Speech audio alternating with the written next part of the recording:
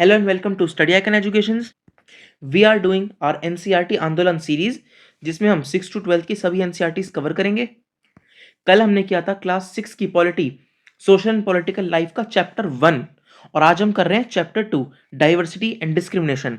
But before moving ahead, अगर अब तक आपने हमारे चैनल स्टडी आइकन एजुकेशन को सब्सक्राइब नहीं किया है ना, तो सब्सक्राइब कर लेना, क्योंकि हम पूरी प्लेलिस्ट लेके आ रहे हैं 6 to 12 की NCERTs की, new NCERT, old NCERTs, Tamil Nadu सबकी, वो भी लाइव क्लासेस और वो भी फ्री ऑफ कॉस्ट। आपको पूरी की पूरी प्लेलिस्ट मिल जाएगी हमारे चैनल पर। और इसके अलावा हमारा टेलीग्राम चैनल, लिंक उसका डिस्क्रिप्शन और पिंड कमेंट में है। हमारे टेलीग्राम चैनल को जल्द से जल्द ज्वाइन कर लीजिए। क्लास की जो हमारी क्लासेस होंगी सुबह 8 बजे और शाम को 5 बजे, उन क्लासेस के लिंक आपको इसी पर मिलेंगे। फ्री ऑफ कॉस्ट क्लासेस हैं यूट्यूब पर। वीकली डाउट सेशंस होंगे, हम प्रीवियस ईयर क्वेश्चंस कराएंगे प्रीलिम्स स्पेसिफिक, और आपकी डेली 2 टाइम क्लासेस कंडक्ट होंगी, एक सुबह 8 और एक सुबह 5। तो इसलिए टेलीग्राम चैनल को ज्वाइन कर लेना, उसका लिंक डिस्क्रिप्शन में है। तो स्टार्ट करते हैं आज की class, chapter 2 diversity and discrimination. अब देखो, हमने जो प्रीवियस चैप्टर पढ़ा है ना, चैप्टर 1, अगर आपने वीडियो नहीं देखी है तो अभी जाकर देख लो।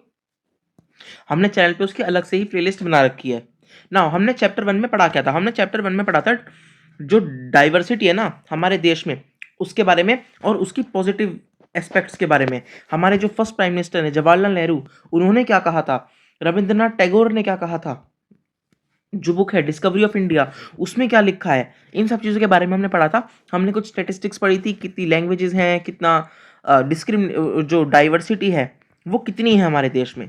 तो फर्स्ट चैप्टर में हमने पॉजिटिव एस्पेक्ट्स पढ़े थे डाइवर्सिटी के।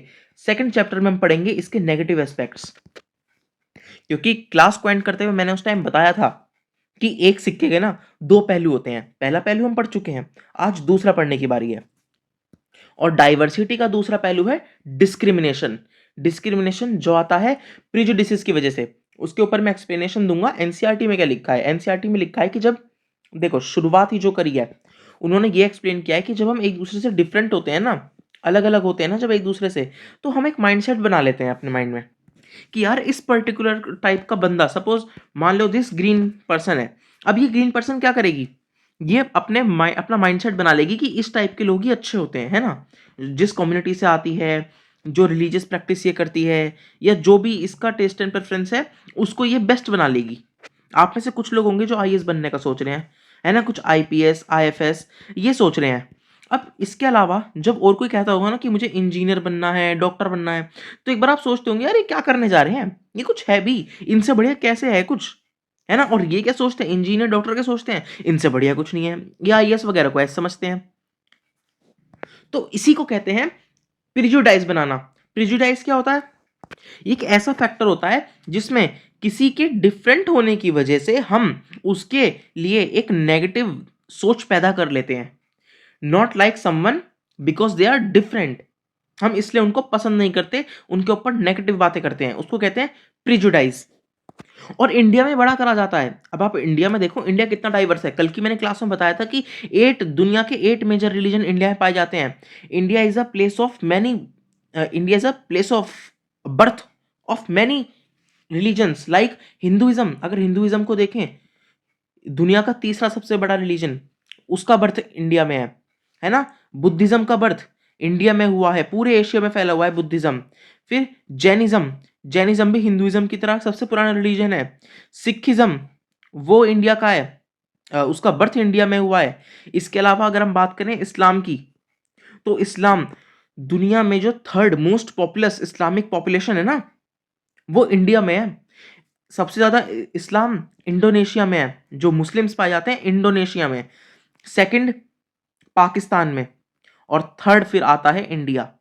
यस, हमारा प्यारा भारत, इसमें भी सबसे ज्यादा मुस्लिम पॉपुलेशन है। आज 2 जनवरी 2023 है, जिस दिन मैं वीडियो आपके सामने लेके आया हूं। और 2023 में ही दावा किया जा रहा था, पिछले 2 साल से हम सुन रहे हैं कि 2023 तक इंडिया की जो पॉपुलेशन है ना, वो चाइना की पॉपुलेशन को बीट कर देगी। India will Sarpass China in terms of population, और इंडिया वर्ल्ड का मोस्ट पॉपुलस नेशन बन जाएगा।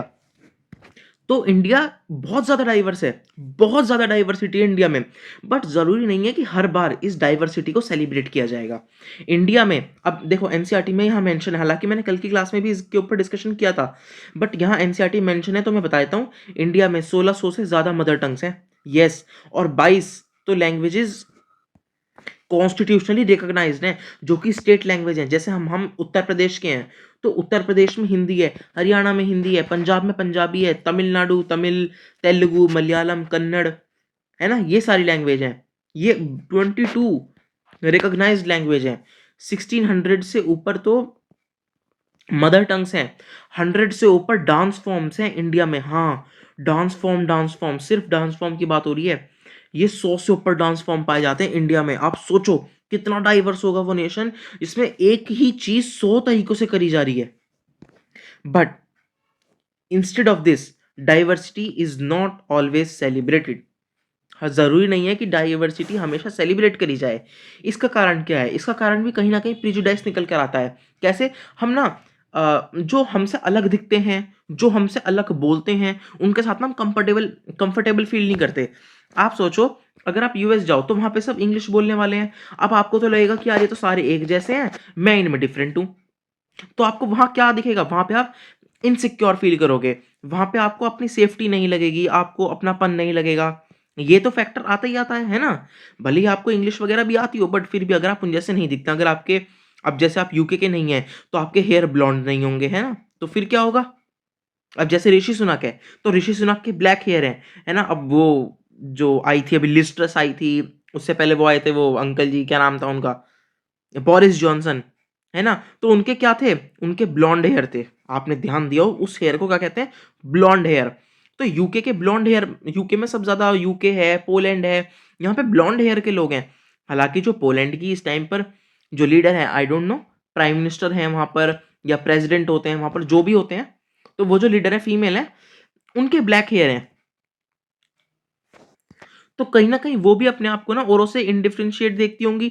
जब वो क्लास में बचपन में बैठा करती होंगी, उनके सभी फ्रेंड्स एक जैसे होते होंगे, जिनकी बिल्कुल ब्राउन ब्राउन सी आईज होती होंगी, जिनकी ब्लू आईज होती होंगी, हेयर ऐसे, उनका कलर ऐसा, स्किन कलर ऐसा, है ना, तो वो भी डिफरेंट लगती होंगी। तो ये प्रिजुडाइसेस होते हैं जो क्या करते हैं, हमारी डाइवर्सिटी को ना एक उस पर प्रश्न चिन्ह खड़ा करते हैं कि क्या हमेशा डाइवर्सिटी सेलिब्रेटेड होनी चाहिए, या होती है हर केस में डाइवर्सिटी को हम सेलिब्रेट कर सकते हैं। ये इसलिए ही होता है क्योंकि हम अपने आप को इनसिक्योर फील करते हैं उन लोगों के सामने जो हमसे अलग तरीके से बात करते हैं, अलग तरीके के कपड़े पहनते हैं, जिनका अलग तरीके का कल्चर है, टेस्ट प्रेफरेंस, जो अलग तरीके से सोचते हैं, अलग तरीके से वर्शिप करते हैं। हम उनसे अपने आप को इनडिफरेंशिएट करते हैं और इनसिक्योर फील करते हैं। अब अगर प्रिजुडाइसेस को मैं थोड़ा सा और एक्सप्लेन करूँ ना, और देखो ये एक्सप्लेन करने की चीज़ है, अगर अभी हम थोड़ा सा इसकी एक्सप्लेनेशन को सही से ले लें तो हम थोड़ा और लंबी समझ जाएंगे अच्छे से। देखो, मैं शुरू से अपने स्टूडेंट्स से कहता हूँ कि NCERT is full of examples. NCERT में हर चैप्टर में, हर टॉपिक में एक ना एक एग्जाम्पल मिल जाता है, एक ना एक, मतलब कोई ना कोई ऐसी केस स्टडी मिल जाती है, कुछ ना कुछ मिल जाता है। और ऐसी इस केस में प्रिजुडाइसेस में भी ऐसी एक एग्जाम्पल दिया है। देखो, रूरल पीपल और अर्बन पीपल, इसमें कहा है कि ये 5-5 पॉइंट लिखे हैं दोनों के बारे में, है ना, दोनों के बारे में 5-5 पॉइंट है। अब आपको इन पर टिक करना है किस किस माइंडसेट से आप सोचते हैं। अब रूरल पीपल को आप क्या सोचते हैं? क्या होता है कि 50 से ज्यादा परसेंट जो है वो विलेजेस में रहती है, रूरल पॉपुलेशन, है ना। जो विलेज के लोग होते हैं वो अपनी हेल्थ के बारे में ज्यादा केयर नहीं करते, सुपरस्टिशंस होते हैं, ज्यादा पूजा पाठ करते हैं, मॉडर्न एग्रीकल्चर टेक्नोलॉजी यूज नहीं करते, और पूरा का पूरा अपना दिन 12 से 14 घंटे खेतों में निकालते हैं, है ना। और villagers are force to migrate cities in search of work, तो उनको अपने विलेज में काम नहीं मिलता, इसलिए उनको मजबूरन सिटी की तरफ जाना पड़ता है। और ये मजे की बात ये है कि मोस्ट ऑफ द पीपल ना, अभी आप क्लास में हैं क्योंकि हम इसके ऊपर डिस्कशन कर रहे हैं और हमको पता है कि यार ये चीजें सच नहीं है। क्यों? क्योंकि प्रिजुडाइसेस हैं, ये माइंडसेट बना लिया है लोगों ने।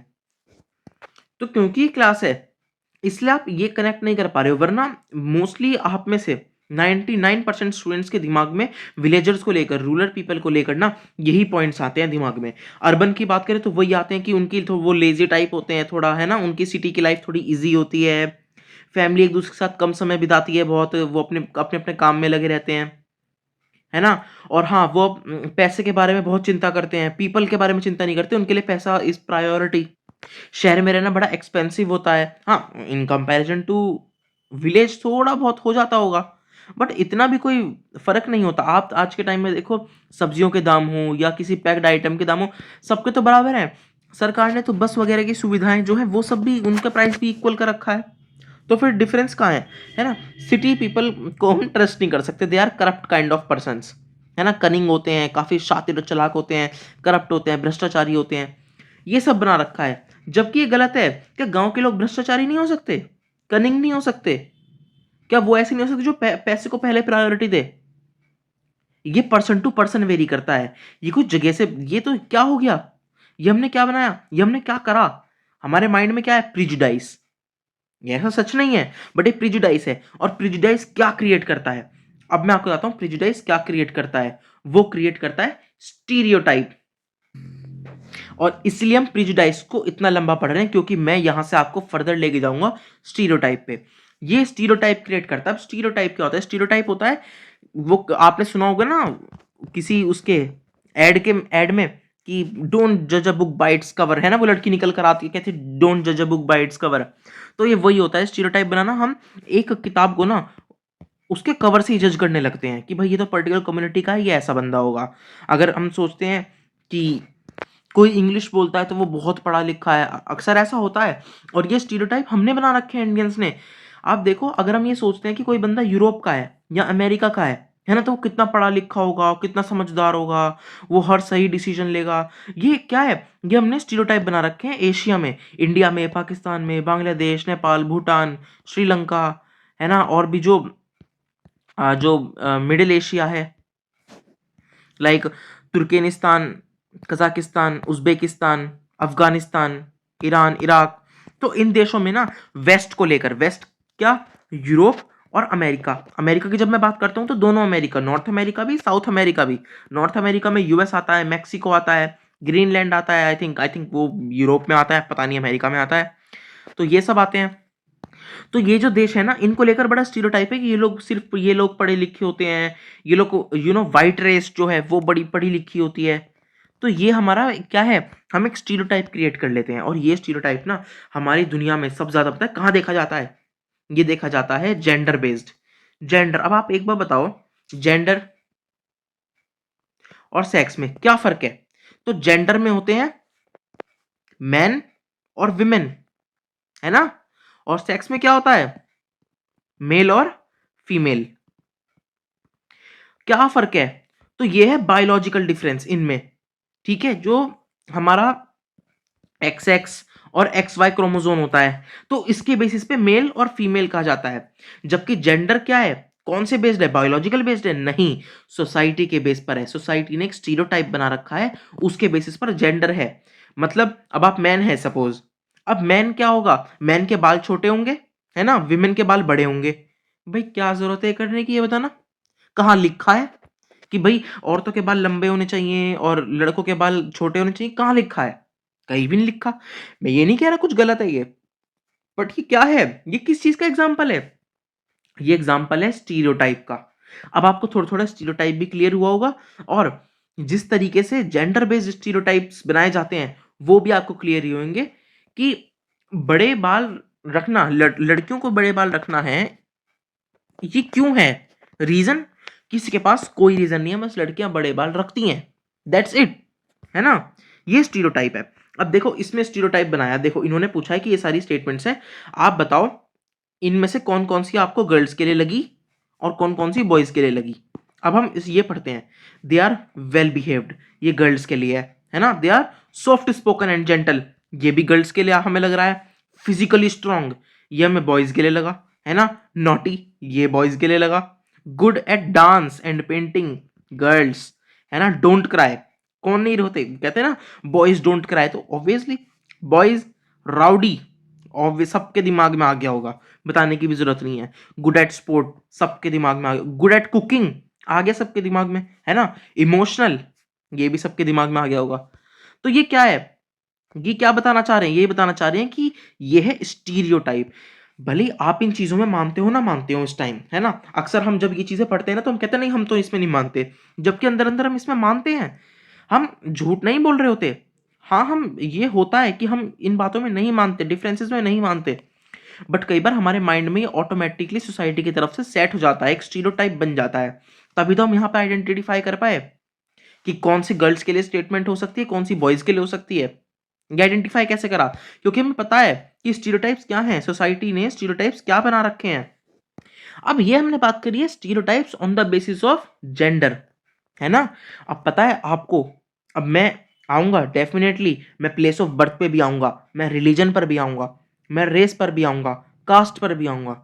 बट उन सबसे पहले आपको पता है जो फिज़िकली चैलेंज्ड होते हैं ना, जिनको हम कहते हैं ना पर्सन विद बेंचमार्क डिसेबिलिटी, है ना? जो ये लोग होते हैं पीडब्ल्यूबीडी, पर्सन विद बेंचमार्क डिसेबिलिटी, इन लोगों के लिए भी स्टीरियोटाइप्स होता है। आप देखो इस फोटो में ना, आप अभी समझ जाओगे मैं कहना क्या चाहता हूँ। पीपल से ऑल सॉर्ट ऑफ थिंग्स। अब क्या क्या, ये एक बंदे की केस स्टडी है जो चल नहीं सकता। कई बार तो वो इन स्टिक्स का इस्तेमाल करता है, मुझे नाम नहीं पता, I am sorry. In sticks का इस्तेमाल करता है वो, है ना? और यूजुअली वो व्हील चेयर्स का इस्तेमाल करता है। अब इसमें कहते क्या है लोग उसको, ये एक एक ही बंदे की स्टोरी है, तीनों फोटो एक ही जने के लिए हैं। तो वो इससे क्या कहना चाह रहा है, देखो अब हम पढ़ेंगे, थोड़ा टाइम लग जाएगा। तो लोग जस्ट बिकॉज ये लड़की चल नहीं सकती, है ना, तो इसको लोग कहते हैं यार यू लुक सो डिफरेंट, उसको घूरते रहते हैं। यहाँ पे लिखा I am a person, I feel shy, हाँ मैं भी एक इंसान हूँ यार तुम्हारी तरह ही हूँ, कुछ डिफरेंट नहीं है। आई ऑल्सो फील शाय, मुझे भी शर्म आती है। From staring eyes I want to hide, तो जो आप घूरते रहते हो ना उससे बचती रहती हूँ मैं। और यहाँ पर ये लिखा है इज हर माइंड ओके। देखो मतलब अगर वो व्हील चेयर पे तो लोगों को लिटरली लगने लगता है कि यार ये मेंटली अनस्टेबल है। तो इसको कहते हैं स्टीरियोटाइप, हमने स्टीरियोटाइप बना लिया एक। अब ये चल नहीं सकता, ये व्हील चेयर पे, तो इसके माइंड में भी कुछ प्रॉब्लम हो सकती है। और ये जो स्टीरियोटाइप की चीज़ है ना, ये यहीं तक सीमित नहीं है कि हम किसी को जज करते हैं, किसी को कुछ कहते हैं, नहीं, ये बहुत एक्सटेंट होता है। मैं हालांकि एनसीईआरटी में वो चीज़ मेंशन नहीं है, बट मैं मेंशन करूंगा। 1914 में गांधी जी इंडिया रिटर्न हुए थे। 1915 में ना उन्होंने चंपारण बिहार के लिए काम किया था, अगर आपको याद हो तो, है ना, वहाँ के फार्मर्स के लिए उन्होंने, गांधी जी ने। तो तब क्या हुआ था, तो एक राजकुमार नाम का लड़का था जिसके साथ गांधी जी गए थे, है ना। अब वो राजकुमार कौन था, वो अनटचेबल कैटेगरी से था, जिसको अनटचेबल कहा जाता था ना कैटेगरी, हाँ तो वो उस कैटेगरी से था। तो गांधी जी भी उसके साथ गए थे, और गांधी जी कोई महंगे महंगे कपड़े नहीं पहनते थे, कुछ नहीं पहनते थे। तो वो कहाँ गए थे, वो बिहार गए थे, बिहार में पटना गए थे, है ना। खान सर के नहीं गए थे, वो किनके गए थे, राजेंद्र प्रसाद एक एडवोकेट थे, एक बैरिस्टर थे, है ना, उनके यहाँ गए थे। तो राजेंद्र प्रसाद वहाँ थे नहीं। अब उनके जो सर्वेंट्स थे, जो उनके हेल्पर्स थे, जो उनका पूरा स्टाफ था, उनको लगा कि ये भी राजकुमार की तरह उसके साथ आया है तो ये भी कोई अनटचेबल है। तो उनको क्या करा, चेयर नहीं दी बैठने के लिए, वो नीचे बैठे।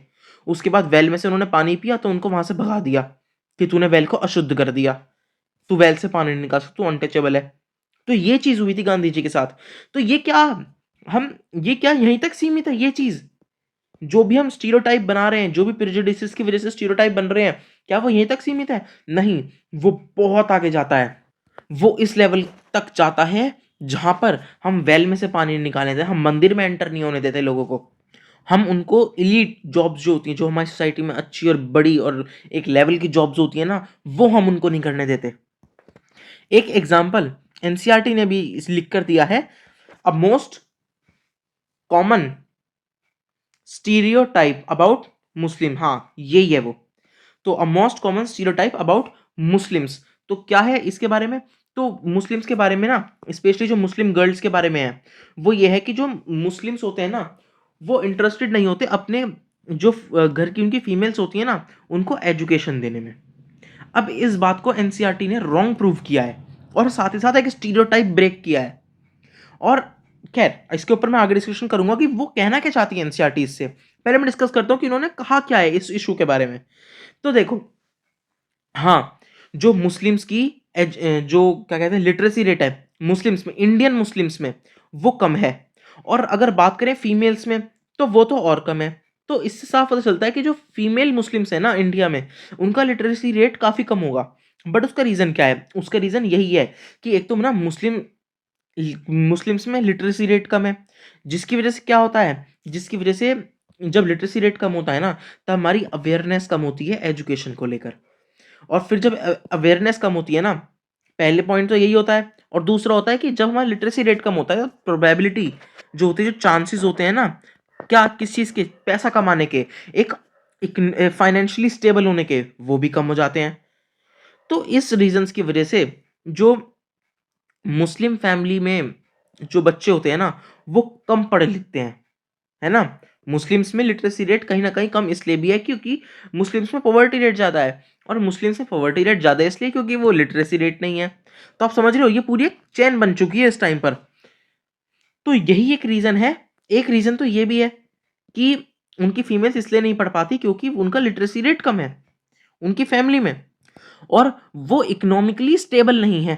तो बात सिर्फ फीमेल्स की नहीं होती, अगर हम देखें तो मुस्लिम्स के जो लिटरेसी रेट है वो कम है, और हिंदूज का जो है ना, हिंदूज में अगर हम मेल्स की बात करें तो उसमें फीमेल से कंपैरेटिवली ज़्यादा है लिटरेसी रेट, और फीमेल्स में कम है। जिससे हमें ये साफ पता चलता है कि कोई भी कम्युनिटी हो, कोई भी रिलीजन हो, फीमेल्स इंडिया में एक ये इशू है कि फीमेल्स का लिटरेसी रेट कम है, और यही चीज़ मुस्लिम्स में है। तो एक स्टीरियोटाइप ऑलरेडी बना दिया है कि जो मुस्लिम्स होते हैं ना, वो जो फीमेल्स होते हैं उनको एजुकेशन देने में वो कम इंटरेस्टेड होते हैं, जबकि ये सच नहीं है। क्यों? क्योंकि उनका इकोनॉमिक बैकग्राउंड खराब होता है, जिसकी वजह से उनकी फीमेल्स पढ़ नहीं पाती, मुस्लिम फीमेल्स पढ़ नहीं पाती। अब एनसीईआरटी इससे कहना क्या चाहता है? एनसीईआरटी हमें यह बता रहा है कि वी कैन ब्रेक स्टीरियोटाइप्स। हमें सिर्फ सोचना है कि ये जो चीज है ना, ये कहां तक सच है, क्या जायज है इसमें, और ऐसे हम स्टीरियोटाइप्स को ब्रेक कर सकते हैं। स्टीरियोटाइप्स को ब्रेक करना बहुत जरूरी है गाइज। देखो, स्टीरियोटाइप से ना at the end discrimination he create होता है। जब डाइवर्सिटी में स्टीरियोटाइप होता है तो डिस्क्रिमिनेशन क्रिएट होता है। मैंने बताया एनसीईआरटी में तो एग्जाम्पल भरे हुए हैं, तो एक एग्जाम्पल और सही है ना, और ये है डॉक्टर भीमराव अंबेडकर। जहां पर डिस्क्रिमिनेशन आए वहां पर इनका नाम ना आए, ऐसे तो नहीं हो सकता, क्योंकि जिस कम्युनिटी से, जिस कास्ट से आते हैं ना, वो कास्ट इंडिया में सबसे ज्यादा डिस्क्रिमिनेशन झेलने वाली कास्ट है। ये अपना 1901 का एक्सपीरियंस शेयर करते हैं, जब इन्होंने फर्स्ट टाइम एक कास्ट बेस्ड डिस्क्रिमिनेशन फेस किया था। अब हुआ क्या था, मैं थोड़ा सा आपको समझाता हूं जल्दी से। हुआ ये था, इनके फादर कहीं बाहर गए हुए थे, तो ये बी आर अम्बेडकर और इनके दो भाई, है ना, ये दोनों पहुंचते हैं स्टेशन में उनको लेने। अब होता क्या है, कई बार क्योंकि टेलीफोन्स वगैरह नहीं होते थे, तो या तो उनके फादर आते ट्रेन से, या फिर वो अपने किसी नौकर वगैरह को भेजते। बट ऐसा कुछ हुआ नहीं, ना उनके फादर का सर्वेंट आया, ना उनके फादर आए। अब उसकी वजह से हुआ क्या, वो और उनके तीनों भाई, वो तीनों क्या स्टेशन पे खड़े रह गए। अब वो कैसे थे, वो उन्होंने ना प्रॉपर सूट बूट पहन रखा था, बिल्कुल ऐसा लग रहा था कि वो ब्राह्मण के बच्चे हैं तीनों। ठीक है। अब होता क्या है, जो स्टेशन मास्टर होता है ना, वो इन तीनों के पास आता है, आकर इनसे पूछता है कि भाई कौन है आप लोग, है ना, और यहाँ क्या कर रहे हैं, और इतना परेशान क्यों है। तो वो बताते हैं तीनों कि भाई ये प्रॉब्लम है, हमारे फादर को आना था, अब हमें समझ नहीं आ रहा हम क्या करें। तो वो इनसे कहता है कि आप एक काम करो, थोड़ी देर वेट कर लो, है ना, वरना बाहर बुलक कार्ट्स वगैरह हैं, उनसे चले जाना। वो ऐसी जो कॉमनली पूछते हैं ना बड़े लोग कि किस बिरादरी से हो, तो इसको लग रहा था कि ब्राह्मण है, पढ़े लिखे हैं बहुत ज्यादा, ये तो बड़ी कम्युनिटी के होंगे, एकदम ब्राह्मण होंगे। तो इसकी वजह से क्या होता है, ये बताते हैं कि नहीं, हम तो क्या, महार से हैं। महार से कम्युनिटी, शायद यहाँ पे लिखा, हाँ ये रहा, Mahars. Mahars is one of the communities which are treated as untouchable in Bombay presidency. और जब हम बम्बई की बात करते हैं ना, तो गुजरात, गोवा और मुंबई, ये तीनों आते हैं, है ना, बम्बई प्रेसिडेंसी में। तो बम्बई प्रेसिडेंसी में महार्स एक अनटचेबल ग्रुप ही था। ये कहते हैं महार्स हैं, एकदम से इसके ना एक्सप्रेशन बदल जाते हैं, ये शॉक हो जाता है और वहां से फटाफट फुट लेता है अपने कैबिन में, भाग जाता है वहां से। ये समझ जाते हैं कि डिस्क्रिमिनेशन हुआ है अभी अभी हमारे साथ। उसके बाद बहुत देर वेट करते हैं, करते हैं। तो थोड़ी देर में ना स्टेशन मास्टर आता है बाहर, इनके पास नहीं आता पिछली बार की तरह, दूर से ही आता है और कहता है कि एक काम करो, बुलक कार्ट से मैं आपकी हेल्प कर सकता हूँ, उनसे पूछ लेता हूँ, आपको कोई छोड़ देता हूँ। बट हर कोई बुलक कार्ट वाला मना करता है, खाली बैठा रहता है, पैसे नहीं कमा रहे होते बुलक कार्ट्स वाले, बट इनको मना कर देते हैं क्योंकि उनको लगता है कि ये अनटचेबल हो जाएगी इनकी बुलक कार्ट, वो और उनका बिजनेस नहीं चलेगा। तो उस दिन फिर वो पैदल जाने का डिसाइड करते हैं कि कितने किलोमीटर हम पैदल जाएंगे। तो ऐसी कुछ स्टोरी थी डिस्क्रिमिनेशन की, किनकी? बी आर अम्बेडकर की। अब बी आर अम्बेडकर यार थे कौन? He is the father of Indian constitution यार, ठीक है। वो दलित कम्युनिटी के ना सबसे बड़े और सबसे बेस्ट लीडर माने जाते हैं। अगर वो क्योंकि थे तो आज दलित कहीं ना कहीं जिंदा भी हैं, वरना पता नहीं उनके साथ क्या क्या हो गया होता। तो इंडियन कॉन्स्टिट्यूशन के फादर हैं, एक बार याद रखना, father of Indian constitution who? B R Ambedkar. B R Ambedkar is father of Indian constitution. और मजे की बात तो यह है कि बी आर अम्बेडकर ना अपने गांव के पहले थे जिन्होंने अपनी पढ़ाई पूरी करी थी, जो कहाँ गए थे? कॉलेज गए थे। हाँ, बी आर अम्बेडकर पहले थे जो अपनी कास्ट से, अपने गांव से पहले थे जो कॉलेज गए थे। उनका गांव कौन सा था? महार कास्ट का, है ना। तो वो पहले थे जो जिन्होंने अपनी पढ़ाई कंप्लीट करी थी। फिर बाद में वो लॉयर बने, इंग्लैंड गए। अब इंग्लैंड में तो कास्ट वगैरह का लोगों को किसी को पता नहीं है ना। तो इसलिए वहां पर उनको उनके साथ ऐसा कोई ट्रीटमेंट नहीं हुआ जो इंडिया में उनके अपने देश में हुआ था, क्योंकि वो हिंदू थे और हिंदू में कास्ट सिस्टम है। इसलिए उन्होंने आगे चल के कई सारे लोगों के साथ मिलकर बुद्धिज्म अपना लिया था और हिंदुइज्म छोड़ दिया था। और अपनाते भी क्यों ना, क्योंकि कुछ लोगों की प्रेजुडाइसेस ने ना एक स्टीरियोटाइप क्रिएट कर दिया और उस स्टीरियोटाइप ने डिस्क्रिमिनेशन क्रिएट किया, जिसकी वजह से वो एक ऐसी कम्युनिटी बन गई महार्स, जो दलित्स है। मैं अब दलित्स ही कहूंगा यार, मैं डेफिनेटली दलित्स एक ऐसी कम्युनिटी बन गई जो टेम्पल्स में जाना जिनको अलाउड नहीं था, जिनको पढ़ना लिखना ज्यादा अलाउड नहीं था, जिनको जब पढ़ाई होती थी ना उनके क्लासरूम में, टीचर पढ़ाता था, स्टूडेंट्स यहाँ बैठे होते थे और ये लोग यहाँ जो गेट होता था ना उसके बाहर यहाँ बैठे होते थे। इतना डिस्क्रिमिनेशन होता था इनके साथ। और आप ये देखो, ये वो लोग हैं जिन्होंने स्ट्रगल किया है, जिन्होंने फाइट करी है against British Raj, but at the same time वो लोग अपनों से भी लड़ाई कर रहे थे। अपने देश में जब वो बाहर वालों की आईवी सल्तनत से लड़ाई कर रहे थे, तो साथ ही साथ वो अपनों से भी लड़ाई कर रहे थे। क्यों? क्योंकि उनको डिस्क्रिमिनेशन फेस कर रहे थे। उनको तालाब से पानी नहीं लिया दिया जा रहा, उनको स्कूल कॉलेज में पढ़ने नहीं दिया जा रहा, मंदिर नहीं जाने दिया जा रहा। एक समय पे तो इतना बुरा हाल था कि अगर दलित्स में से ना किसी ने अगर भगवान का लॉर्ड शिवा, चलो मान लो फॉर एग्जांपल लॉर्ड शिवा का नाम भी ले लिया ना, तो उसको कोड़े मारे जाते थे सबके सामने, एक एग्जाम्पल सेट करने के लिए कि ये कितना गलत है, भगवान का नाम तुमने अपनी गंदी जुबान से लिया कैसे। तो अब इसका सॉल्यूशन क्या है? इसका सॉल्यूशन गवर्नमेंट ने ना एक तो जो सब्सिडीज प्रोवाइड कराकर, रिजर्वेशंस प्रोवाइड कराकर और कई सारी और स्कीम्स जैसे जनधन योजना है, जैसे रूरल एरियाज में घर बनवाना है ना, इन सब तरीकों से। इसके अलावा अगर हम जेंडर बेस्ड डिस्क्रिमिनेशन की बात करें तो उसमें भी बेटी बचाओ बेटी पढ़ाओ जैसी चीज़ों को अपग्रेड करना, स्कॉलरशिप्स दिलवाना, फ्रीबीज देना फीमेल्स को, उन तरीकों से इसके खिलाफ काम किया है, इस डिस्क्रिमिनेशन के खिलाफ काम किया है गवर्नमेंट ने। अगर हम बात करें कॉन्स्टिट्यूशन, तो देखो फादर ऑफ कॉन्स्टिट्यूशन जिस कम्युनिटी के लड़े, वो क्या लिखेंगे नहीं, तो उन्होंने अपने कॉन्स्टिट्यूशन में लिखा भी है, हमारे कॉन्स्टिट्यूशन में लिखा है आर्टिकल 15। अब आप बताओ आर्टिकल 15 क्या है? आर्टिकल 15 है the discrimination on the grounds of RRCPS। RRCPS is prohibited. अब RRCPS क्या है? रेस, है ना, religion, caste, place of birth और सेक्स।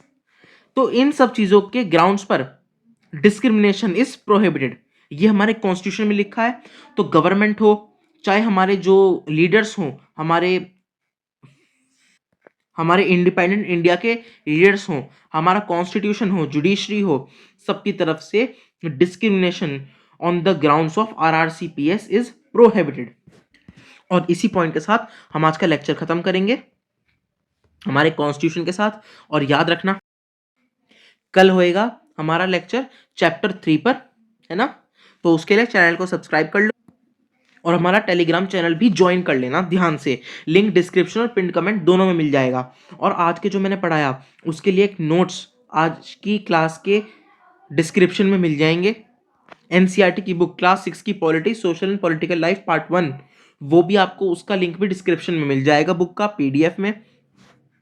आई होप आज के लिए इनफ है, ठीक है। Thank you. Shubh Goyal signing off.